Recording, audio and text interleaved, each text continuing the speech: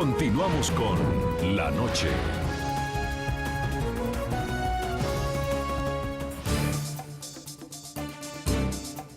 Muy bien, continuamos en el programa La Noche. Otro de los puntos clave de la noticia es el significado histórico que tuvo el reinado del soberano saliente Juan Carlos I. El padre del actual rey estuvo al frente de la monarquía durante 39 años y fue uno de los artífices del regreso a la democracia tras la dictadura que sufrió España. El pasado 2 de junio, Juan Carlos I decidió abdicar en la figura de su hijo, quien asume el trono siendo uno de los herederos en la historia de España mejor preparados para hacerlo. He decidido poner fin a mi reinado y abdicar la corona de España.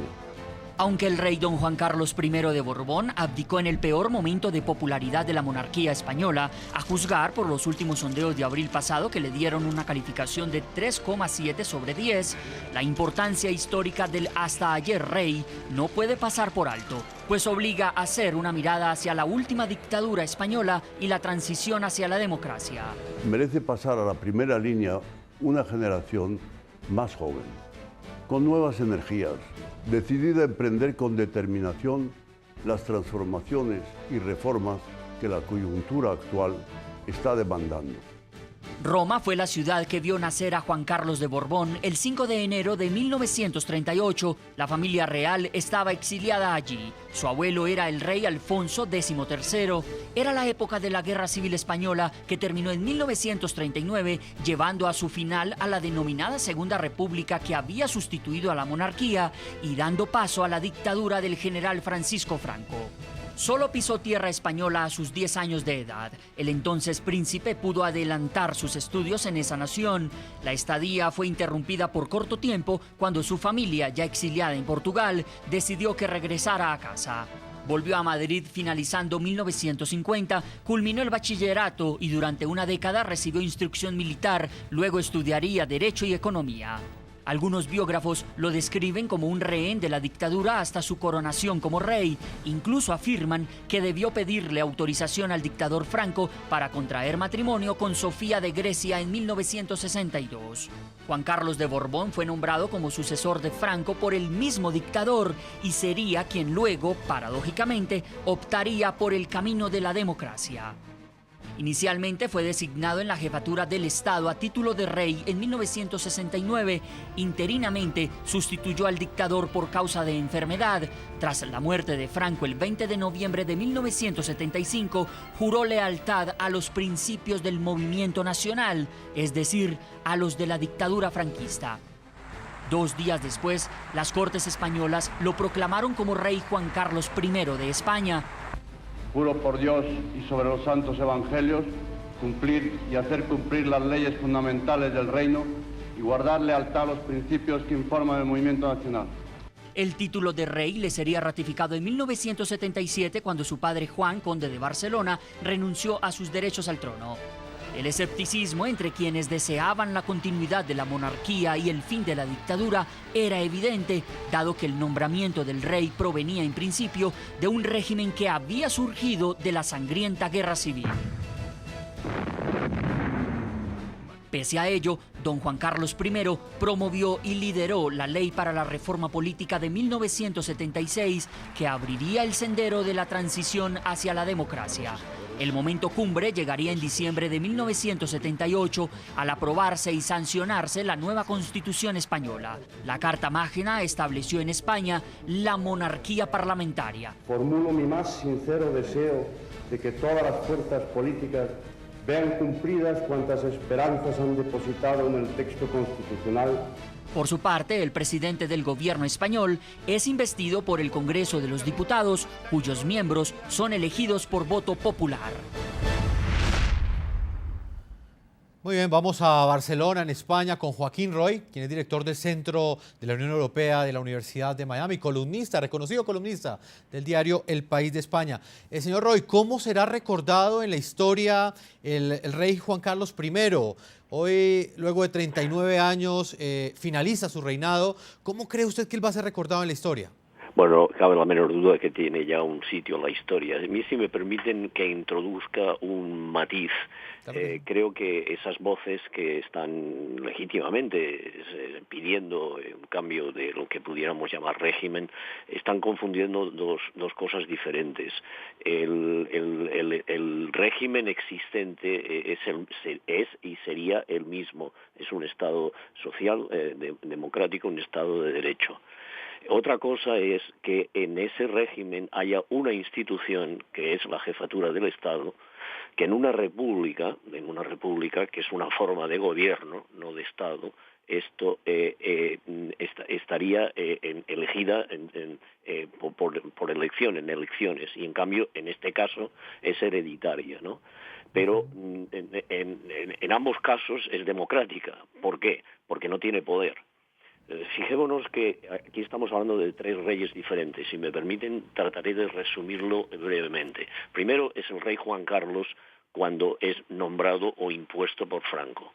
Segundo es cuando se gana el puesto, de verdad, en una democracia, con una constitución, y también entonces, por así decirlo, recarga las baterías o recarga la tarjeta de crédito con sus acciones en pro de la democracia, como por ejemplo oponiéndose al golpe de Estado, ¿no? Y ahora es este otro monarca que accede también respaldado por un Estado plenamente democrático. O sea, ¿cuál es la diferencia entre el ejercicio no del poder, de la influencia del rey Juan Carlos y de Felipe VI? Es que están respaldados por una democracia, ¿no? Pero no estamos hablando de cambios. Si se estableciera un presidente de república, no estamos hablando de un cambio de régimen, estaríamos hablando de cambio de funcionamiento de una institución. O sea, en estos momentos el gran reto que tiene en comparación con el rey Juan Carlos es que el rey Juan Carlos tiene un sitio en la historia y su hijo en estos momentos tiene que comenzar a poner fondos en la tarjeta de crédito. Señor Polanco, le hago el mismo interrogante que planteaba al señor Joaquín Roy. ¿Cómo cree usted que la historia va a juzgar al rey Juan Carlos I? ¿En qué contribuyó él a España, la España de hoy? Bueno, durante 39 años ha contribuido a muchas cosas. Lo primero es a tener la complicidad con el fallecido presidente Adolfo Suárez en restablecer la democracia en España. Yo creo que ese es el primer paso que habría que recordar positivamente, porque el rey podía haber elegido cualquier otro presidente en lugar de Adolfo Suárez. Eligió a Suárez por su talante, porque Suárez era un conocedor importante del régimen y pensó en su momento que podría desmontar el régimen desde dentro. Luego, como dice Joaquín Roy, es el rey que se enfrenta a los golpistas en una tarde-noche terrible en las Cortes en Madrid. Ese momento yo creo que el rey llena el monedero electrónico y le queda crédito para seguir conservando ese prestigio durante todos estos años. Pero no nos olvidemos que el rey ha sido un gran conocedor de España, ha sido un gran relacionista público en Europa, ha sido el gran embajador de España en América Latina, ha sido el gran valedor de los intereses españoles en los países árabes. El rey ha sido un hombre con una cierta complicidad con la sociedad civil española a todo lo largo y ancho de la geografía española. Yo creo que va a ser un rey que lo van a recordar los españoles con cariño, los van a recordar los españoles con respeto, y yo creo que él ha conseguido, a pesar de algunas cosas en los últimos tiempos, yo creo que él ha conseguido un hueco importante en la historia de España. Señor Miguel Benito, ¿qué opinión tiene usted? ¿Qué lugar le dará la historia a ese rey saliente? Bueno, yo no me atrevo a decir cómo escribe la historia, porque la historia se escribe y se reescribe cada cierto tiempo, por tanto, la historia que hoy se escribe, mañana puede cambiar, así que en ese sentido no me atrevo a dar un juicio contundente. Lo que sí creo es que es evidente que la monarquía de Juan Carlos I cumplió unas funciones muy importantes en el proceso de transición democrática y luego ha seguido cumpliendo una serie de funciones, tanto dentro del sistema, dar estabilidad, generar canales informales donde se puedan resolver ciertos problemas y también esa función de embajador, etcétera, etcétera, etcétera. Pero también, en la medida en que ha tenido en los últimos años más dificultades para cumplir esas funciones, ha sufrido su deterioro. Y ese es quizás el debate. Si la monarquía cumple unas funciones y es útil a la sociedad española, tiene un futuro, o si ya eso es más discutible. Ese es quizá el espacio de futuro. Señor Miguel Benito, vamos a una segunda pausa comercial. Le vamos a leer algunas de las opiniones que siguen llegando de nuestros televidentes a las cuentas de Twitter que aparecen en la parte inferior de nuestra pantalla. A la pregunta que les planteamos hoy, ¿cuál cree usted que es el principal reto que enfrentará el nuevo rey de España, que enfrentará Felipe VI? A esta hora Gustavo Romero nos dice que para él es seguir consolidando esa democracia que rescató su padre en España después de la muerte de Francisco Franco. Andrés David nos dice que el principal reto es acercar la monarquía al pueblo consiguiendo el apoyo de la comunidad catalana y solucionando el resto. Y finalmente Roberto Rivera nos dice, pienso que el principal reto es demostrar importancia y utilidad de la institución de la monarquía en pleno siglo XXI, sobre todo constitucional.